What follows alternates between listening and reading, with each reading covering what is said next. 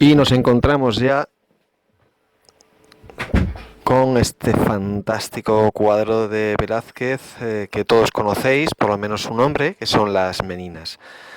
Para desarrollar un poquito esta obra, pues vamos a hacer una cosa que ya habíamos hecho anteriormente, cuando hablábamos de una rutina de pensamiento en la que podíamos describir el cuadro y después hacer algún tipo de interpretación sobre el mismo, ¿no? Entonces, con lo que habéis visto ya, podemos de alguna manera describir qué es lo que vemos en el cuadro. Esa descripción nos puede inducir a pensar qué es lo que hay más allá y qué intención posible podemos encontrar en este pintor cuando ha desarrollado esta obra, ¿vale? Y es un poquito lo que vamos a desarrollar. Si nosotros contestásemos a la primera pregunta que vemos en este cuadro, rápidamente lo primero que diríamos es, bueno, pues vemos un grupo de gente que parece que está en torno a esta pequeña niña a la que, bueno, pues le están ofreciendo determinados servicios, y un pintor al lado de la izquierda que está grabando, que está pintando lo que es toda esta escena. Es un poco lo que podríamos ver en un entorno lleno de cuadros, en el que hay más gente, ¿no? Y en el que parece, pues bueno, que se desarrolla la acción. Realmente esto es un poquito lo que se puede ver en la superficie, pero como decimos, podemos ir mucho más allá, ¿no? Y es lo que, como digo, vamos a poder intentar desarrollar al final de toda esta explicación.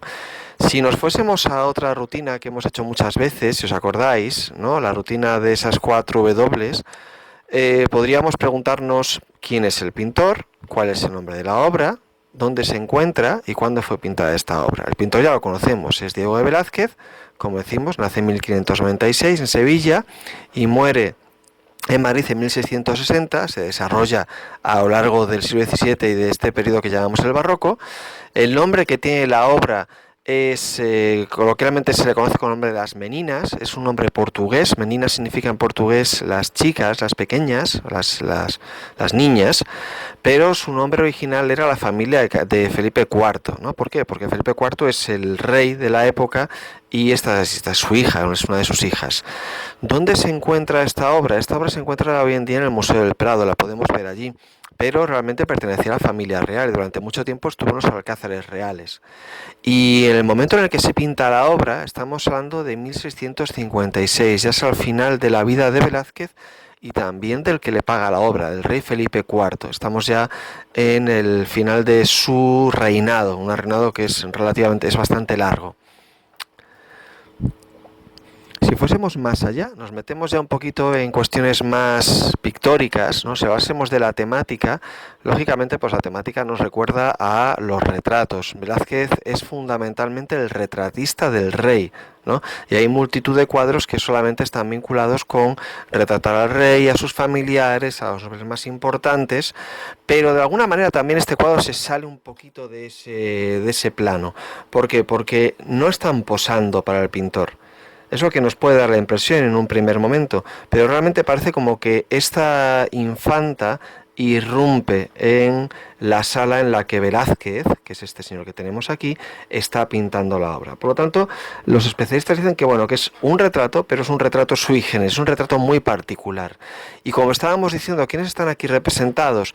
Pues están representados, como decíamos, la princesa Margarita de Austria, que es muy joven y que desgraciadamente pues va a morir siendo muy pequeña, a dar a luz a su primer hijo. Nos encontramos con damas de honor de la nobleza, nos encontramos con una cosa muy típica de la corte de Felipe IV, que son los enanos, que actúan un poco como bufones y como gente que divierte a los niños, a los reyes. Tenemos preceptores, también gente de la nobleza y del clero, y por último aparece en este cuadro espejo los propios padres de la princesa, los reyes, ¿no? Felipe IV y Mariana de Austria.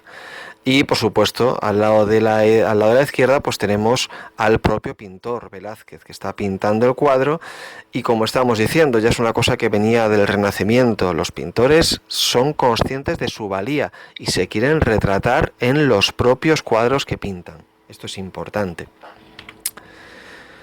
Por último, si decimos quién es el patrón, quién es el que paga la obra, ya lo hemos comentado antes, es Felipe IV, ¿no? Velázquez es el pintor oficial de la corte, aparte de otras muchas cosas, ¿no? Como es organizador de festejos y de todas las fiestas que se celebraban en la corte de Felipe IV.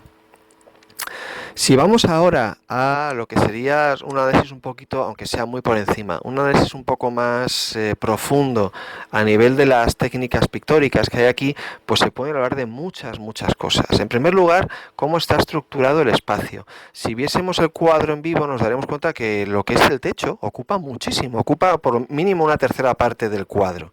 Y esto lo utiliza Velázquez precisamente para dar profundidad a través de esta diagonal que llega hasta la puerta y que se prolonga hasta la princesa y obtener, gracias a ese espacio que aparentemente es vacío, pues esa profundidad. Hablamos también, esto es muy típico del barroco, decíamos, hay distintos puntos de luz, ¿no? Tenemos una luz frontal, que es la que ilumina a la princesa y a sus damas de la corte. Tenemos otra luz que se abre a la derecha de una ventana que también da luz, ilumina esa sala, y tenemos otra luz muy importante que os decía que esto es muy importante para esa perspectiva aérea, para esa profundidad que tenemos más allá, que viene en la puerta, en ese segundo plano de la puerta proviene luz que ilumina esa escalera con esa figura. Y por último, en el techo también tenemos puntos de luz muy difuminados, muy tenues, son como lámparas que aparecen aquí, que consiguen, pues eso, dar esa sensación de profundidad y también eliminar ese tenebrismo que era el típico de Velázquez al principio de su obra.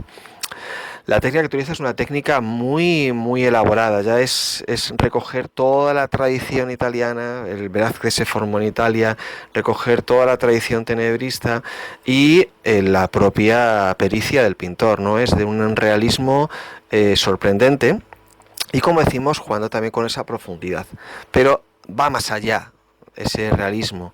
Si nosotros viésemos muy de cerca las figuras que aparecen en este cuadro, aparecerían casi deformadas. ¿Por qué?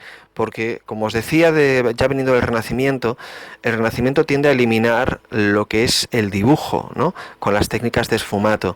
Y esto en Velázquez pues se hace todavía, ¿no? A un paso más, y prácticamente el dibujo se difumina en pinceladas que son muy finas, ¿no? Y que hacen que no sea necesario ese dibujo. La propia vista del que está viendo el cuadro reconduce o rehace la figura de las personas o de los protagonistas del cuadro. Fijaos, por ejemplo, en el detalle de las flores. Si lo vemos muy de cerca, es que directamente son manchas de color, no existe ningún tipo de dibujo. Esto yo os decía que a los pintores impresionistas, los pintores del siglo XIX franceses, que son los que inician todo el arte y la pintura moderna, contemporánea, les dejó fascinados, porque precisamente lo que querían era eso, era coger lo que es la pintura, lo que es la mancha de color, y convertirlo en el protagonista principal del cuadro. No es únicamente Velázquez quien lo utiliza, ¿eh? En la pintura holandesa, con Vermeer, con Rembrandt, con Frans Hals, eso también está en el ambiente, está en el barroco. Y vamos ahora un poquito a una interpretación un poquito más subjetiva, ¿no? Una interpretación que nos mete en eso que os decía del barroco, que es el efecto, que es la apariencia, que es el juego de quien está viendo la obra con el que la está pintando. Y la pregunta que nos vamos a hacer aquí, que quiero que penséis tranquilamente, es ¿a quién está retratando Velázquez en su lienzo? Porque la primera idea que podemos tener si viésemos el cuadro delante es una idea muy sencilla. Yo estoy como espectador de todas estas figuras, de estas meninas, con la princesa Marita de Austria como figura central en la que se deposita el centro del cuadro, pero está muy claro que es lo que está pintando Velázquez, ¿no? Y eso que aparentemente pues tendríamos en este lienzo. Podríamos decir, bueno, pues a lo mejor Velázquez está delante de un espejo y está representando a esta princesa con sus damas de honor. Pero realmente esta no es la interpretación, podríamos llamar real del cuadro, la primera interpretación del cuadro. Lo que Velázquez está pintando es lo que aparece en este espejo de aquí, ¿no? Y este espejo lo que nos está enseñando son precisamente los reyes de España, Felipe IV y Mariana de Austria. Recordad que el tema de los espejos es una cosa que viene de muy antiguo, que viene de la tradición flamenca. Recordad este primer espejo que veíamos con Frans Hals, perdón, con Jan van Eyck, ¿vale? Con el matrimonio de Morfini, en el que en ese espejito se recoge todo el cuadro. Pues aquí Velázquez está haciendo más o menos lo mismo. Está diciendo, los que aparecen, los que están retratados aquí, son estos reyes de España, ¿no? Y la gente que está en este cuadro, la gente que está realmente retratada, acaba de irrumpir en la escena del pintor y está pues viendo un poco cómo están siendo retratados sus padres, ¿no? Y vemos que aquí pues la princesa está pidiendo agua, que las damas de corte se están moviendo, el enano está jugando un poquito con el perro. Es decir, como que hay una sensación de movimiento, de acción, y esta gente no son los que están posando de verdad ante el cuadro.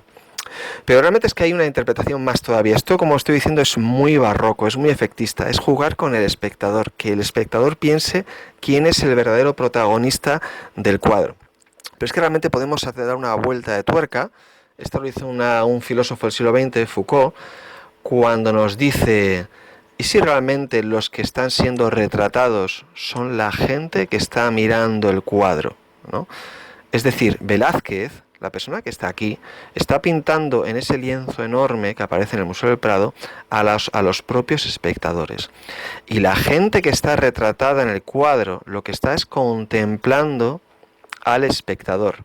Es decir, se fusiona en la persona que está viendo el cuadro con el pintor y las personas que están retratados en el lienzo. O sea, esto es realmente, como decimos, es muy efectista. Esto es extremadamente barroco. Esto es jugar precisamente con lo que decíamos, con lo que es la auténtica realidad del cuadro y lo que sale de ese cuadro.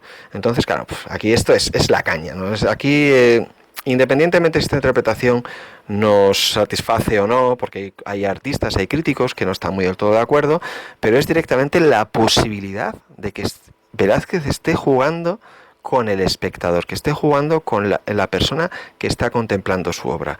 Y Velázquez podríamos llegar a decir que después de 350 años, 360 años de su muerte, lo que está haciendo es seguir pintando. Se ha inmortalizado en su obra. Y se ha inmortalizado de la forma que más le gustaría a él, que es precisamente continuando su pintura durante siglos y siglos. Esto, como decimos, esto ya es un desbarre monumental, pero lo que quiero decir con esto es hasta dónde podemos llegar con la interpretación de un cuadro como Las Meninas. Más allá de lo que decíamos al principio, una descripción en la que aparece aquí o 4 gatos retratados. No, Velázquez va infinitamente más allá. Y el impacto de su obra es tal que no ha faltado gente de primer orden, como Picasso, que reinterpreta su cuadro, ¿no? Como es este caso, ¿no? Las Meninas de Picasso. O que llega incluso hasta el trap de hoy en día, ¿no? Con esta versión de Velázquez, Yo soy guapa, que es fantástica, en el que nos cuenta la historia de la princesa Margarita de Austria y su desgraciada vida. Bien, pues yo no sé si eres guapo, Velázquez, pero eres un tío fantástico, eres el más grande pintor del siglo XVII, por lo menos en España. Y a ti va dedicado este pequeño vídeo.